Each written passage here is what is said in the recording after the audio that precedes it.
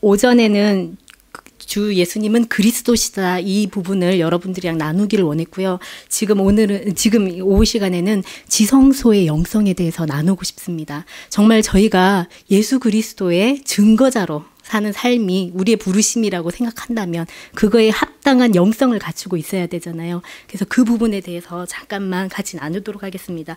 베드로전서 2장 9절에서 10절 보도록 하겠습니다. 예, 다 찾으셨으면 같이 한 목소리로 읽도록 하겠습니다. 오직 너희는 택하신 족속이요 왕 같은 제사장들이요 거룩한 나라요 그의 소유된 백성이니 이는 너희를 어두운 데서 불러내어 그의 기이한 빛에 들어가게 하신 자의 아름다운 덕을 선전하게 하려 하심이라. 너희가 전에는 백성이 아니더니 이제는 하나님의 백성이요 전에는 긍휼을 얻지 못하였더니 이제는 긍휼을 얻은 자니라. 아멘.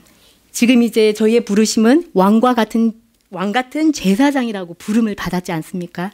제가 저희 기독 형제들을 보거나 청년들을 볼 때마다 가장 안타까운 부분들이 과연 그들의 삶이 왕 같은 제사장인가라는 질문을 던질 때가 많거든요. 제가 청년들 아이들을 봤을 때도 그렇고 정말 예수님이 우리의 모든 문제의 열쇠라면 삶과 죽음과 나의 모든 문제들의 열쇠라면 그렇다면 우리가 왕 같은 제사장이라면 정말 힘차게 떳떳하게 나가야 되잖아요. 그런데 제가 이 형제들을 그리고 저의 예전 때를 떠올려 봐도 어떤 마음이 있냐면 그래 예수님께서는 지혜를 주시고 능력도 주시는 분이시고 요셉과 같이 감옥에 있던 자도 국무총리로 앉히시는 분이시고 그러한 것들은 초점이 있단 말입니다. 그런데 과연 정말 그러한 하나님을 만나고 그 능력대로 사느냐 하면 제가 봐왔던 청년들은 시험을 이렇게 준비를 하다가 그렇게 열심히 한 것 같지도 않지만 어쨌든 하다가 뭔가 안 될 것 같아. 세상에 너무나 만만치 않지 않습니까? 요즘에 세상에 취직한다는 것, 뭐 한다는 것 만만치 않지 않습니까? 그럴 때 돌파구로 하나님을 찾더란 말입니다. 공부해야 될 시간에 안 될 것 같으니까. 저는 그러한 모습이 너무 나약해 보였습니다. 하나님께서 정말 나의 주인이시고 천지를 창조하신 하나님이시라면 이들은 나가서 세상을 정복해야 되거든요. 이들은 나가서 하나님의 왕되심을 선포해야 되거든요. 그런데 아까 제가 말씀드린 것 같이 그것은 내가 누군가를 지배하기 위해서 그렇게 나오는 것이 아닙니다. 나의 자아가 완전히 깨져서 하나님의 하나님 되심과 나의 존재를 하나님 앞에서 발견하고 나서 그 모든 것들이 아무것도 아니고 하나님께서 정말 크신 분이시구나 이걸 깨닫고 나가서 담대하게 나가는 거거든요. 그런데 과연 저희들에게 이러한 영성이 있는가? 혹 내가 필요한 것들을 혹 내가 이루고 싶은 꿈들을 이루는데 나의 힘이 부족하기 때문에 하나님을 찾는 그런 하나님을 찾는 그런 일꾼들 아니 그런 신자들은 아닌가? 저는 특히 청년들에게 던져주고 싶습니다. 여기서 보시면 왕 같은 제사장이라고 했거든요. 저희는 제사장의 직분을 잘 알고 있을까요? 저희는 저희 하나님이 왕이시고 저희가 왕의 자녀로서 왕의 권위를 다시 받은 자로서 그러한 귀한 직분을 가지고 귀한 소명을 가진 자라는 것을 저희가 알고 살고 있을까요? 가끔 저희들의 삶을 보면 그렇지 않잖아요.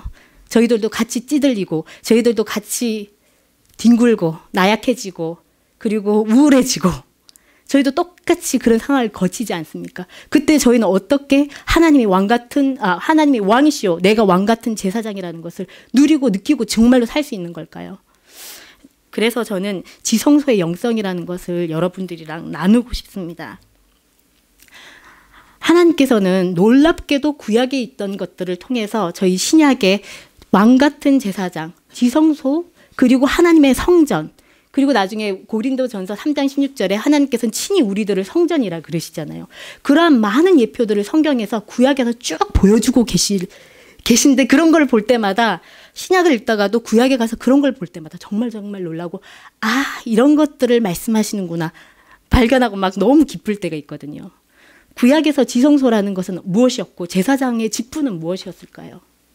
목사님으로부터 너무 많이 배웠겠고 또 구약의 어려운 부분들이 있지만 저희가 아는 것은 제사장은 백성들의 죄를 지고 지성소로 들어가는 자잖아요. 1년에 한 번. 그리고 또한 제사장은 본인이 원해서 되는 게 아니라 아론의 자손으로만 가질 수 있는 그러한 특권이었잖아요. 그죠? 아무도 그것을 자기들이 선택해서 취할 수 있는 것이 아니었고 우리가 하나님으로 자녀로 태어난 것이 하나님의 선택에 의한 것처럼 우리가 취한 것이 아니라는 거죠. 기독교이라는 종교에 있어서 가장 다른 종교와 틀려지는 이 핵심이 이건 것 같습니다.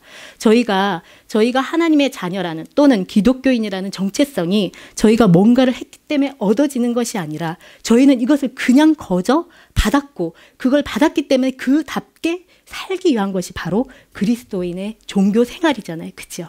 저는 제사장이 지성소로 들어가기까지의 그러한 경로들을 보면서 많은 묵상들을 했어요. 성경책을 보니까 보통 하나님을 떠날 때 위치가 동쪽이더라고요. 나중에 아담과 하와가 죄를 짓고 동쪽으로 떠나고 가인이 아벨을 죽이고 동쪽으로 가고 그런데 저는 이거를 신학적으로 컨펌한 건 아닙니다. 그냥 제가 본 거니까 지성소를 이렇게 그림으로 이렇게 봤더니 동쪽에서 시작을 하더라고요. 동쪽에 입구가 있더라고요. 그리고 지성소에서 사람들이 들어가면 처음부터 장막이 있는 건 아니잖아요. 번제단 있고 물두덩이 있잖아요. 하나님께서는 해와 비를 모든 사람에게 고르게 내리시듯이 번제단은 오픈되어 있는 거예요. 물론 그 안에 있지만 누구든지 들어올 수 있는 많은 사람들이 들어올 수 있는 곳이잖아요. 그곳을 지나 물두덩이는 나중에 신약에서 세례를 의미하는 거지요. 그러면 거기서 나의 자아가 죽는 것을 지나 제3과 나의 자아가 죽은 것을 지나 저희는 성소로 들어가게 됩니다. 성소에서 저희가 하는 것은 바로 예배입니다. 분향소에 있는 진설병과 그리고 등대 하나님의 말씀과 성령의 조명을 받아서 저희는 그분의 뜻대로 예배드리는 삶으로 들어갑니다. 그런데 제사장의 삶은 거기서 끝이 아닙니다. 제사장의 삶은 지성소 안까지 들어가는 삶입니다. 그곳에는 살아서 들어가는 삶이 아니라 내 생명을 올려드리고 들어가는 삶입니다. 왜냐하면 들어가서 나의 죄가 드러났거나 하나님 앞에 합하지 못한 모습이었을 때 그 자는 죽어져야 되니까 그치요? 그렇게 들어갑니다. 그런데 그 사람을 위해서만 준비된 것이 있습니다. 저는 이것이 지성소의 영성이라고 생각합니다. 그렇게 나 자신을 죽이고 나의 제사함을 받고 나 자신이 이 땅에서 나의 자와 나의 정욕들이 죽어지고 예배자의 삶으로 들어가서 성령의 비추임과 하나님의 말씀을 경험하면서 사는 삶을 통해서 우리가 다시 지성소로 들어갔을 때 우리가 받게 되는 것이 그 법궤 안에 있는 것이 무엇입니까? 바로 아론의 싹든 지팡이와 그리고 법궤와 그리고 만나입니다. 제사장만이 들어가서 맛볼 수 있는 제사장만이 지성소에 들어가기 전에 진설병을 맛볼 수 있고요. 그리고 그 안에 가장 깊은 하나님의 성전 안에 들어가서 체험하는 하나님이 있습니다. 그래서 하나님의 증인으로 여러분들이 정말 살기를 원하신다면 그리고 여러분들 하나님의 증인으로서 여러분들의 신발을 벗고 하나님께로 가까이 다가가기 시작하면 여러분들이 상상도 못할 깊이와 넓이로 하나님께서 만나주십니다.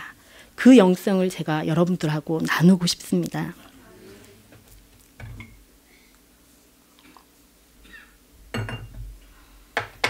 그 영성은 단지 제3을 받고서 받은 자가 그저 받을 수 있는 영성이 아닙니다. 자기가 죽어지고 자기가 쳐서 복종이 되고 하나님의 말씀을 따르는 삶을 살고 성령의 조명을 받았을 때 더욱 깊이 하나님께로 들어가는 삶입니다. 저희가 하나님께 올려드리고 저희가 하나님 앞에서 죽어질 때 더욱 하나님의 실존 앞에 서게 되는 그러한 과정이 지성소의 영성이라고 생각합니다. 제사장은 그 지성소까지 들어갑니다. 자기의 생명을 내려놓는 작업을 합니다. 그리고 그걸로 끝이 아닙니다. 거기서 하나님의 제삼을 받고 끝나는 작업이 아닙니다. 많은 분들이 제사장의 임무를 그것으로 생각하고 끝을 맺게 되는데 사실 제사장의 직무는 거기서 끝나는 게 아니라 지성소에서 나옵니다. 성소에서 나옵니다. 그리고 이스라엘 백성들에게 선포합니다. 여러분들의 죄가 사함을 받았습니다. 평화를 선포를 합니다. 그렇다면 우리가 정말 왕 같은 제사장이라면 우리가 해야 될 것이 무엇일까요? 저희는 저희들의 삶의 십자가를 지고 지성소까지 들어갑니다. 저희는 죽어집니다. 하나님 앞에서 저희 삶을 올려드립니다. 그리고 저희들의 자아와 저희들의 모든 제약과 저희들의 모든 아집들을 내려놓고 저희들의 모든 귀한 것들을 하나님께 올려드리고 지성소에서 하나님을 만납니다. 그리고 돌아 나와서 저희는 이 세상의 샬롬을 선포해야 된다고 봅니다. 그것이 바로 증인된 삶이라고 생각합니다. 그것이 바로 전거자의 삶이라고 생각합니다. 저희가 하나님을 그 깊이로 만나지 못하고 그저 입술로 예수님이 그리스도시다. 이 저희의 전도는요. 그리고 우리 사람이 영적인 존재잖아요. 그것이 그냥 그저 이렇게 되는 것은 아니라고 봅니다. 우리의 삶이 지성소까지 들어가서 나오면서 이 세상에 샬롬을 선포하고 하나님의 평화를 선포하고 그들에게 하나님과 당신의 관계가 회복될 수 있다는 것을 선포하고 당신도 하나님께서 이미 번제단에서 제물로 이미 화목제를 드린 자라는 것을 선포하는 그것이 바로 제사장의 직무라고 생각합니다. 저는 저기 필리핀 저 구석에 이렇게 있지만 한국에서 이렇게 들려오는 소리와 한국의 이 기독 청년들을 대하면 이렇게 마음이 답답할 때가 너무 많습니다. 쉽죠. 세상을 나가서 섬겨라. 세상을 섬겨라. 뭐 세상을 품어라. 이런 말들이 쉽죠. 그런데 아까 제가 말씀드린 것처럼 그거 그저 이루어지지 않는다고 말씀드렸죠. 본인이 깨어지고 본인의 소망이 완전히 아작이 나고 죽어질 정도로 내려와서 하나님께서 정말 어떤 분이신가를 체험하기 전까지 그 일 안 일어납니다. 요셉이 그 많은 과정을 거치지 않았다면 하나님이 요셉을 쓸 수가 없었을 겁니다. 그건 모세도 마찬가지입니다. 모세의 인생을 한번 보십시오. 하나님의 택하신 자로서 이스라엘 백성들을 구원하는 데 쓰신 영적인 지도자이지 않습니까? 그의 삶이 어떠했습니까? 그는 태어나서 자기 엄마에게 보모로 불림을 받았던 엄마에게 자기 이스라엘 백성에 대한 민족 교육과 아마 신앙 교육을 받지 않았을까 싶습니다. 왜냐하면 그 부모가 신앙이 있었기 때문에 그 아이를 지켰으니까요. 그리고 어떻게 됐습니까? 애굽에 들어가서 그 왕자로서 세상의 모든 문물들을 배웁니다. 리더십을 배웁니다. 하나님께서는 그저 기도만 열심히 하는 것으로 이게 끝이 나지 않습니다. 우리 삶의 모든 모습이 충성되어야 합니다. 그래서 저는 학생들에게 말씀드리고 싶은 게 공부 적당히 하고 하나님한테 지혜를 요청하지 마십시오. 하나님은 경솔히 여김을 받지 아니하십니다. 여러분들이 정말 정직하고 충성되게 공부하십시오. 그리고 하나님의 인도하심을 구하고 지혜를 구하십시오. 하나님이 어떻게 여러분들의 삶에서 행하시는지 한번 보십시오. 그것과 그 아닌 것의 차이는 아마 엄청난 차이일 것입니다. 제가 어디까지 얘기했죠?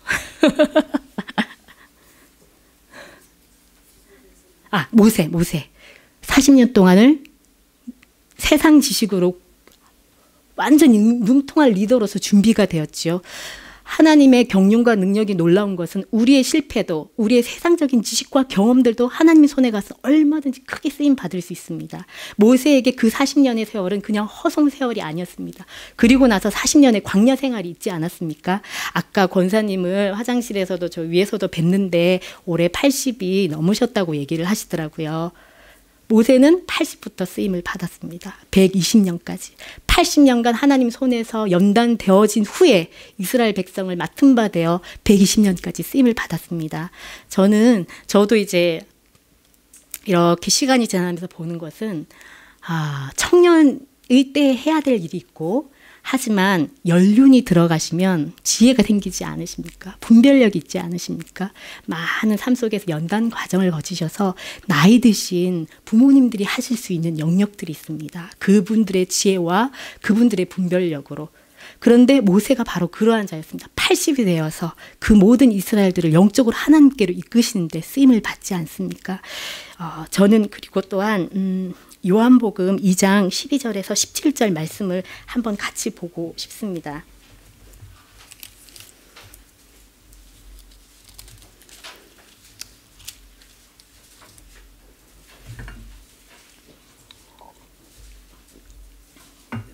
여기는 예수님께서 성전을 어떻게 대하셨는지 그 말씀이 나옵니다. 요한복음 2장 12절에서 17절까지 다 같이 한 목소리로 읽도록 하겠습니다. 그 후에 예수께서 그 어머니와 형제들과 제자들과 함께 가버나움으로 내려가 거기 여러 날 계시지 아니하시니라.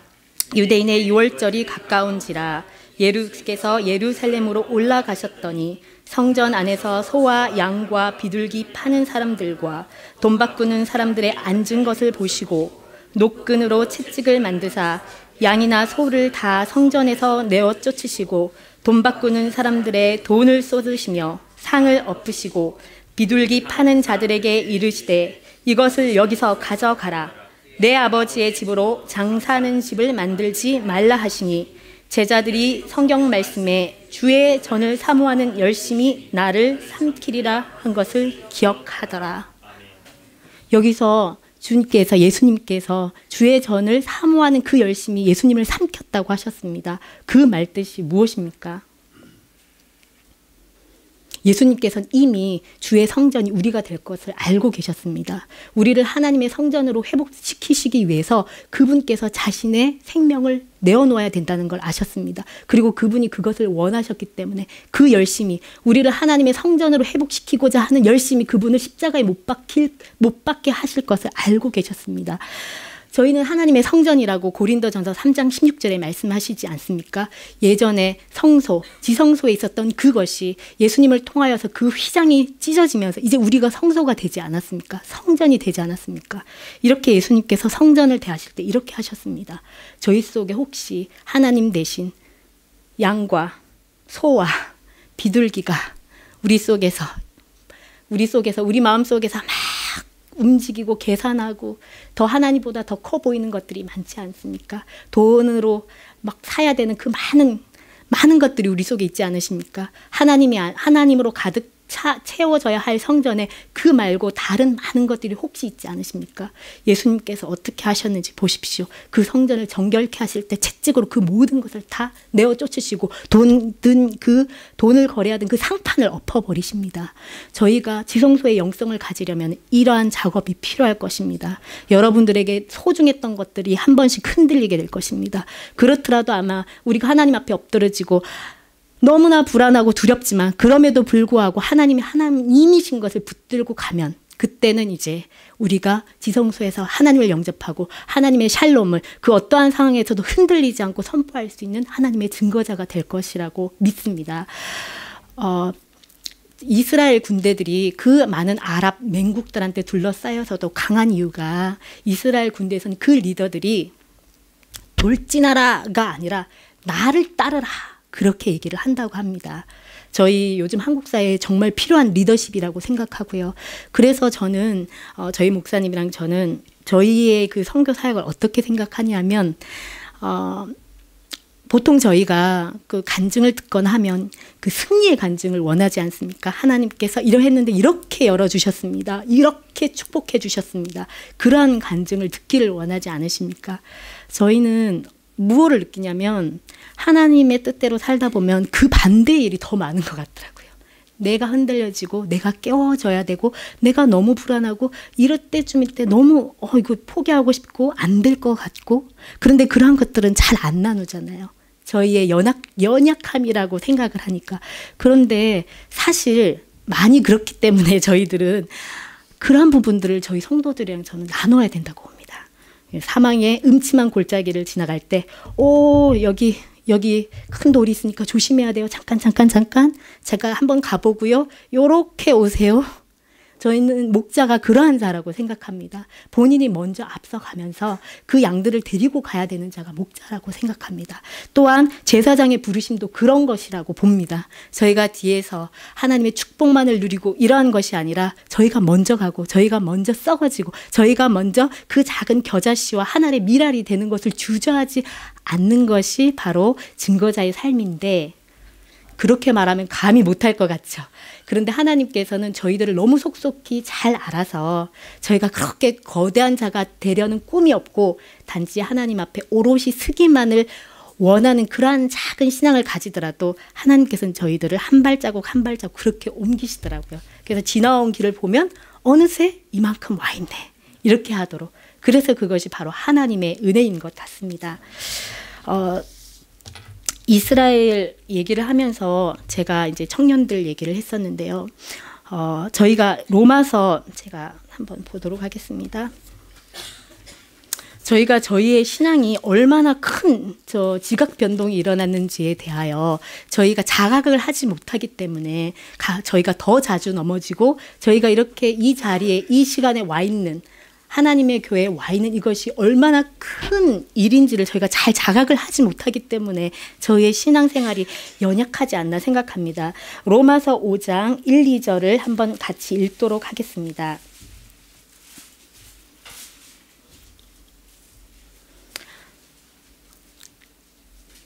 로마서 5장 1, 2절입니다. 그러므로 우리가 믿음으로 의롭다 하심을 얻었은즉 우리 주 예수 그리스도로 말미암아 하나님으로 더불어 화평을 누리자. 또한 그로 말미암아 우리가 믿음으로 서 있는 이 은혜에 들어감을 얻었으며 하나님의 영광을 바라고 즐거워하느니라. 저희는 원래 하나님과 원수되어 있던 자들입니다. 저희는 원래 하나님의 권속이 아니었습니다. 예수님의 피 때문에 저희가 하나님의 자녀가 되었고 그렇기 때문에 저희가 하나님의 신분을 받아 왕같은 제사장이 되었습니다. 그런데 그 하나님은 저희 아버지 같으신 분이 아닙니다. 한계가 있으신 분이 아닙니다. 저희의 삶은 어떻습니까? 저희는 시간과 공간이란 제한 속에 있지 않습니까? 저희가 삶을 살아가는 것 같지만 1초 전의 상황은 1초가 지나면 저희 것이 아닙니다. 저희는 그렇게 단편적으로 마치 한 장 한 장의 사진이 지나가서 순간순간 살고 있지 않습니까? 그런데 저희 하나님께서는 그 시간과 공간을 초월하셔서 총체적으로 저희를 꿰뚫어 보고 있지 않으십니까? 그런데 저희는 저희 하나님을 저희와 같이 생각할 때가 너무 많습니다. 하나님께서는 약속의 하나님이시기 때문에 본인이 하신 약속을 그 육체가 소멸이 없을지라도 약속을 기억하시기 때문에 아브라함과의 약속을 이루기 위해서 그 400년이 지난 시간 후에 이스라엘 백성들을 구원해내십니다. 그런데 그때 있었던 일이 아말렉입니다. 이 부분은 제가 마지막으로 지금 저희 청년들을 위해서 꼭 얘기해 드리고 싶어서 읽도록 하겠습니다. 하나님의 나라와 하나님의 나라를 반대하여 싸우는 그러한 무리들의 표상이 저는 아말렉이라고 생각합니다. 아말렉에 관하여서요. 제가 적어놓은 사무엘상 15장 2절 3절을 보도록 하겠습니다.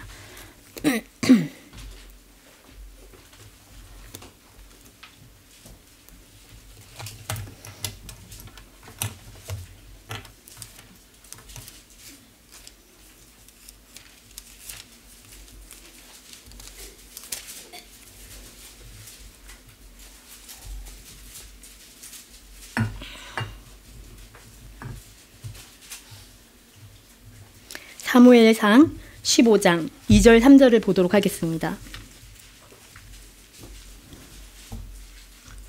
같이 펴셨으면 같이 한 목소리를 읽도록 하겠습니다.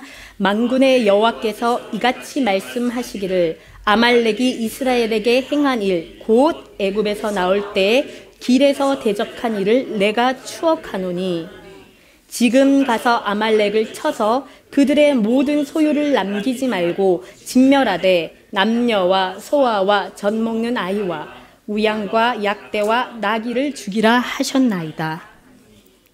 하나님은 모든 백성들이 구원받기를 원하시는 하나님이시지 않습니까? 그런데 이 아말렉에 대하여서는 하나님의 명령이 쳐서 죽여버리되 완전히 진멸시키라고 명령을 하셨습니다. 하나님께서 보실 때 그러한 자들이 있는 것입니다. 하나님께 부름받지 않은 자, 부름받았다는 게 소명을 뜻하는 것이 아니라 구원으로 선택되지 않은 자.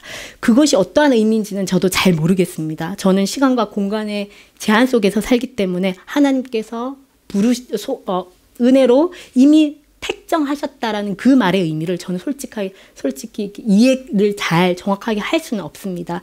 하나님의 경륜에 있어서 하나님의 역사하시는 방법이 그럴 것이라고 제가 정리를 할 뿐입니다. 그런데 여기서 보면 하나님께서 선택하지 아니하시고 하나님께서 멸하기를 명하는 백성들이 있습니다. 바로 이스라엘 백성들이 출애굽할 때에 그 뒤에 있었던 자들은 노약자들이겠죠. 그 긴 여정을 따라가기 힘들었던 자들, 그들을 쳤던 아말렉을 하나님 기억을 하십니다. 저희 하나님께서는 약속을 반드시 지키시고 그것들을 반드시 기억하시는 분이시기 때문에 우리와의 약속을 지키시는 만큼 또 두렵고 떨리는 것이 바로 이러한 부분입니다. 우리가 하나님의 권속이 되었고 하나님과 반대하는 자리가 아니라 하나님의 권속이 되었다는 것은 이만큼 크고 놀라운 일입니다. 저희가 그것을 자각하든 하지 못하든 계속 이것은 성경 전체를 흐르게 되죠. 성경 전체로. 에스더에서 나오는 하만이 바로 하만이 바로 아말렉 족속입니다. 하만이 아각의 아들이었다 그러는데 그 아각이 바로 아멜렉 족속들이 자기의 족장을 지칭할 때 쓰는 것이 아각이라고 합니다. 어떻게 됐습니까? 이스라엘 백성들은 분명히 죽었어야 되는 하만의 계략에 의하여, 하나님의 백성을 멸절시키고자 하는 하만의 계획에 의하여 죽었어야 했지만 그것을 완전히 바꾸신 것이 바로 하나님이셨습니다. 그게 하만을 매달리게 한 자가 하나님이십니다. 저는 그래서 이 청년들에게 말씀드리고 싶은 것은, 여러분들이 정말 썩어질 미랄로 하나님 앞에 충분히 준비되었을 때는 거침없이 나가셔야 됩니다. 사울과 같이 보이는 것을 아끼기 위하여 타협을 해서도 안 되고요. 두려워해서도 안 됩니다. 왜냐하면 우리의 전쟁은 우리에게 있는 것이 아니라 바로 하나님의 군대로 하나님의 능력으로 싸우는 것이기 때문입니다. 그렇다면 세상에 나가서 나보다 더 커 보이죠? 마이크로소프트웨어, 애플, 여러 가지 회사들이 많겠죠. 내가 저기 들어갈 수 있을까? 높은 유엔에서 일하는 것, 그런 것들이 하나님 보시기에 크게 보이시겠습니까? 그럴 때는 여차없이 하나님이 가라 하실 때는 주저하지 않고 나가야 합니다. 그 전에 저희는 하나님 앞에 변명할 여지 없이 충성스럽게 저희들의 시간을 관리하고 노력하고 최선을 다해야 합니다. 하지만 그 이후의 것에 있어서는 두려워하지 마시고, 세상을 두려워하지 마시고 나가십시오. 여호수아와 같이 그 전쟁에 담대하게 임하셔서 하나님께서 주신 그 원칙대로, 믿음의 원칙대로 심으셔서 승리하셔야 됩니다. 거기서 전쟁에서는 지는 전쟁, 등을 보이셔서는 안 되는 전쟁입니다. 저는 그래서 지금 이 땅의 기독 청년들이 십자가의 그 도를 깨닫고 나서는 반드시 일어나고, 또한 그 야성들을 회복해야 된다고 정말 강력하게 얘기하고 싶습니다. 세상과 거꾸로 가는 것을 두려워하지 마십시오. 만약 여러분들이 정말 이 성경이 진리라고 믿는다면 세상과 거꾸로 가는 것이 어쩌면 당연합니다. 박근혜 대통령의 이러한 것들이 드러나기 전에 그 최순실 씨와 라인이 맞았던 사람들은 어떻게 생각했겠습니까? 내가 너 대통령도 만나게 해줄 수 있어. 나 이런 사람이야. 안 될 것 같지? 나를 통하면 일이 돼. 얼마나 의기양양했겠습니까? 최순실 씨 전화번호라도 안 나면 얼마나 의기양양했겠습니까? 그런데 나중에 이 문제들이 드러났을 때 그분들에 맞춰서 일하셨던 분들이 지금 얼마나 수치스러운 상황이 됐겠습니까? 나중에 하나님의 나라가 임하였을 때 이런 반전이 일어난다는 것을 얼마나 저희가 자각을 하고 있을까요? 그것을 자각하는 정도에 따라서 저희 삶의 초점과 저희 삶의 모든 것이 사실은 많이 달라질 수 있습니다. 지금보다도. 그리고 이제 마지막으로 오병이어의 기적으로 이게 마무리를 짓고자 합니다. 오병이어의 기적을 보면 그 어린 소년이 5개의 떡과 두 마리의 생선을 예수님께 올려드렸더니 그것을 하나님께서 놀랍게 축복하셔서 5,000명 이상이 되는 사람들을 먹이지 않으셨습니까? 하나님 일하시는 방법은 그렇습니다. 저희들이 가진 달란트가 너무 적고 저희들이 할 수 있는 것이 너무 미약하지만 저희가 그 가진 것들을 겸손히 하나님 앞에 올려드리면 하나님은 저희의 가진 너무나 비천하고 약한 모습 임에도 불구하고 들어서 쓰셔서 그분의 왕국의 동역자로 삼아 주십니다. 그것이 지금 저희는 이것이 얼마나 큰 일인지 잘 드러나서 보이지 않지만 하나님 나라가 임하였을 때 그 상급이 정말 저희들에게 큰 영광이요, 기쁨이요, 큰 칭찬이 될 것을 믿습니다. 제가 질문이 많다고 했잖아요. 저는 그 필리핀 선교지로 가기 전에도 또 질문을 했어요. 하나님, 이 세상은 왜 이렇게 불공평합니까? 어떤 자는 무슬림 나라에서 여자로 태어나서 기독교의 기자도 못 들어보고 죽어야 되는 사람 있지 않습니까? 그리고 어떤 자는 너무 삶이 너무나 유기되고 집안에서 가정폭력을 당하고 그런 상태로 자랐기 때문에 하나님 말씀에 대하여 들을 기회가 없거나 그런 너무나 안 좋은 환경 때문에 하나님과 가까이 가지 못했을 수도 있지 않습니까? 저 아프리카의 사람들을 보십시오. 태어나자마자 제대로 먹지도 못하고 죽는 사람들은 뭡니까?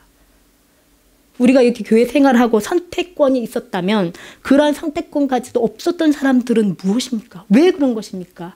저는 납득이 안 갑니다. 하고 질문들을 많이 드렸거든요. 근데 그 질문에 대해서 한 번도 답을 받은 적이 없는데 제가 처음 필리핀으로 오기 전에 이제 꿈을 꾸게 됐어요. 꿈을. 그러니까 제가 하도 질문도 많고 그러면서도 미심쩍어 하면서도 어쨌든 하나님을 향해서 한 발 한 발을 가니까 하나님께서 긍휼히 여기셨나 봐요. 세상의 땅과 하늘이 싹 다 사라졌어요. 정말 두루마기 이렇게 하듯이 다 사라졌고 만천하의 모든 역사 속에 사람들이 쫙 줄을 서가지고 있는데 그때 가지고 갈 수 있는 것은 오로지 하나님을 위해서 자기가 수고한 것만 가지고 갈 수 있는 것. 아무것도 다른 것은 안 되고. 근데 꿈속에서 제가 어떡하지 내가 아무것도 한 게 없는데 어떡하지 그러고 있는 거예요. 그리고 탁 세상이라는 그 기간이 이거밖에 안 되는 거예요. 이 세상의 모든 역사가 하나님 앞에서. 그랬더니 욥이 왜 저에게 이런 고난이 왔습니까? 라고 질문했을 때 하나님께서 나는 천지를 창조한 자라는 그 하나님으로 대답을 하셨잖아요. 욥이 질문한 것에 대한 대답이 아니라 그런 것처럼 왜 불공평합니까? 라고 질문한 그것에 대하여 이것은 이렇다라고 대답은 하지 않으셨지만 이해가 확 돼버렸습니다. 아, 지금 우리가 생각하는 가장 큰 문제들도 하나님 앞에서는 정말 털 것만큼도 티끌만큼도 안 되는 것이구나. 그러니까 우리 하나님의 지혜와 지식이 엄청나게 크다는 거지요. 우리 이 삶의 문제가 정말 이거밖에 되지 않는 거구나. 성경에서 말씀하지 않습니까? 초당집을 가라. 나의 남은 날을 계수하라.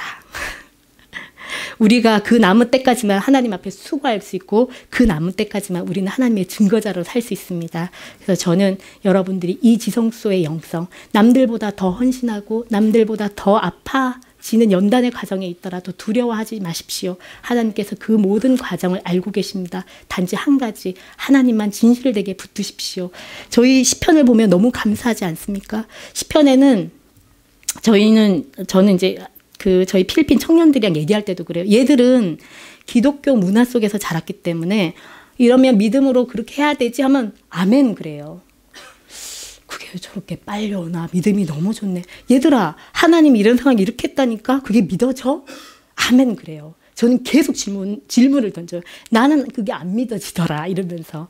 그리고 말을 해요. 저희 청년들한테. 시편에 보면 시편 저자가 하나님 저를 버리셨습니까? 하나님 없으십니까?